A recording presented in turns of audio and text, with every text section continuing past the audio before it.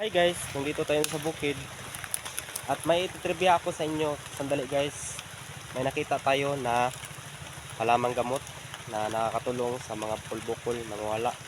Ito guys, ito, tingnan natin kung may bunga. Yun oh, meron oh.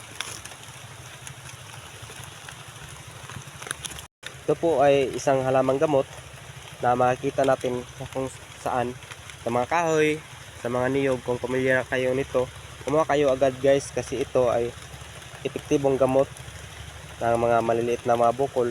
At ang paborito nitong tanggalin yung bitter, yun yung sakit.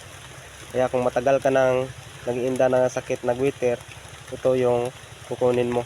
At ito, kuskusin mo lang ito at i-paste mo agad. Ito guys, ito yung mga dahon niya.